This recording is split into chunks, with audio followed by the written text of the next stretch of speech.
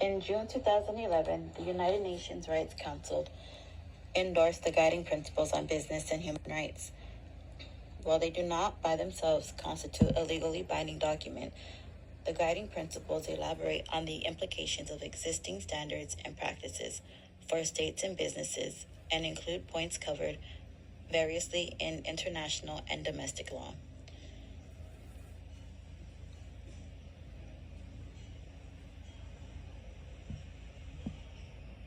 The framework consists of the state's duty to protect human rights, the corporate responsibility to respect human rights, and the need for greater access to remedy for victims of business-related abuse.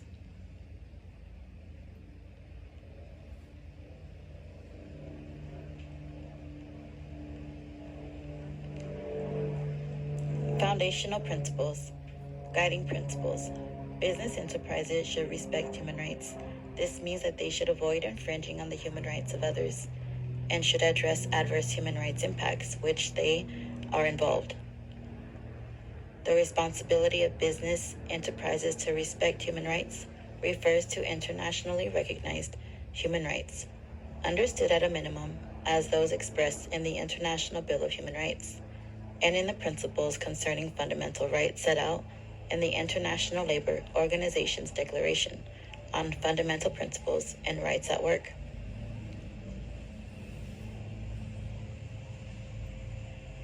Question: what are human rights?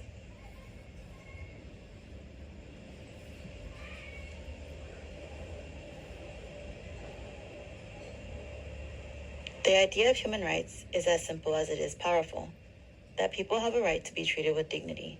Human rights are inherent in all human beings, whatever their nationality, place of residence, sex, national or ethnic origin, color, religion, language, or any other status. Every individual is entitled to enjoy human rights without discrimination. These rights are all interrelated, interdependent, and indivisible. Human rights are often expressed and guaranteed by law in the forms of treaties, customary international law, general principles, and other sources of international law. International human rights law lays down obligations on states to act in certain ways or to refrain from certain acts in order to promote and protect the human rights and fundamental freedoms of individuals or groups. In the year 1948, Universal Declaration of Human Rights was drawn up by the representatives from many nations to prevent a reoccurrence of the atrocities of the Second World War, and is the cornerstone of modern human rights laws. At the World Conference on Human Rights in Vienna in 1993, all 171 participating countries reaffirmed their commitment to the aspirations expressed in that declaration. The Universal Declaration is codified in international law through the International Covenant on Civil and Political Rights and the International Covenant on Economic, Social, and Cultural Rights, both of 1966. Each of the covenants has been ratified by over 150 states. Collectively, all three documents are known as the International Bill of Human Rights. Question: how are human rights relevant to states? States have the legal obligation to respect, protect, and fulfill the human rights set out in the International Human Rights Conventions that they ratify. Similar responsibilities, though usually not legally binding, result from the human rights declarations and other such political commitments that states make. The obligation of states to respect human rights means that they must refrain from interfering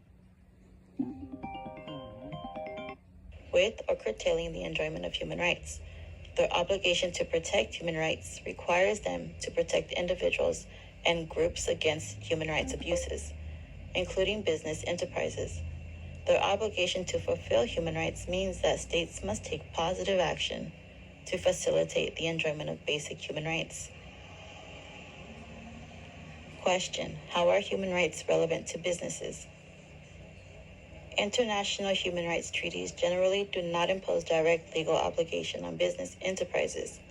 Legal liability and enforcement for the infringement by business of international human rights standards are therefore defined largely by national law. However, the actions of business enterprises, just like the actions of other non-state actors, can affect the enjoyment of human rights by others, either positively or negatively. Enterprises can affect the human rights of their employees, their customers, workers in their supply chain, or communities around their operations. Indeed, experience shows that enterprises can and do infringe human rights where they are not paying sufficient attention to the risk and how to reduce it.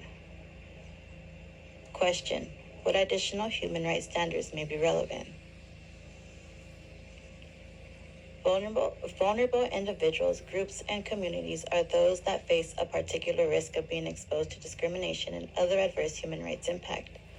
People who are disadvantaged, marginalized, or excluded from society are often particularly vulnerable. Conversely, in some situations, women from marginalized groups may be doubly vulnerable because they are marginalized and because they are women.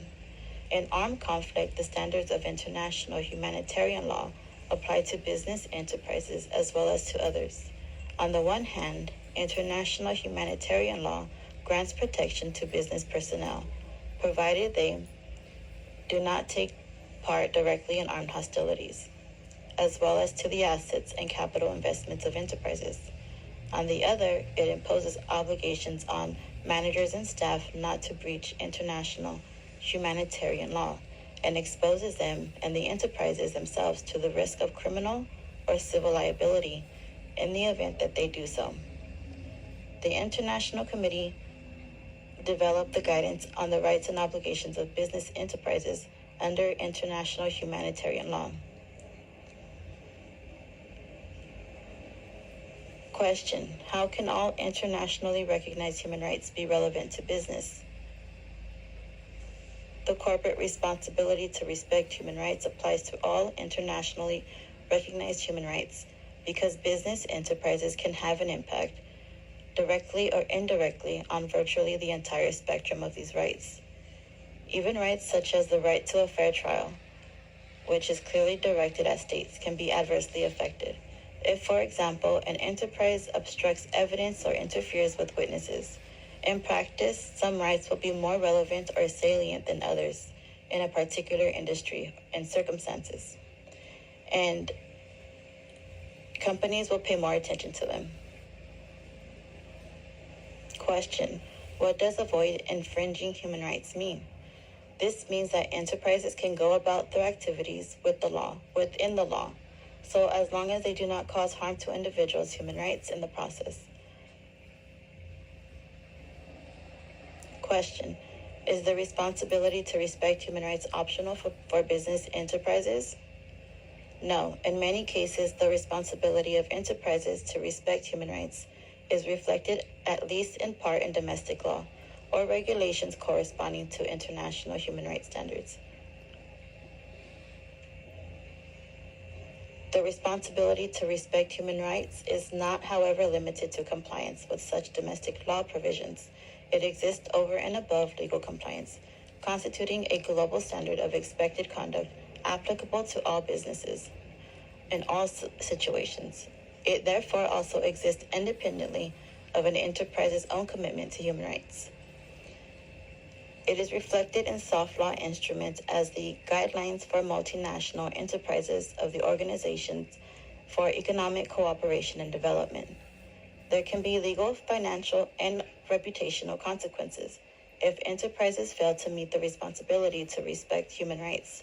Such failure may also hamper on an enterprise's ability to recruit and retain staff, to gain permits, investment, new project opportunities, or similar benefits essential to a successful, sustainable business. As a result, where business poses a risk to human rights, it increasingly also poses a risk to its own long-term interest.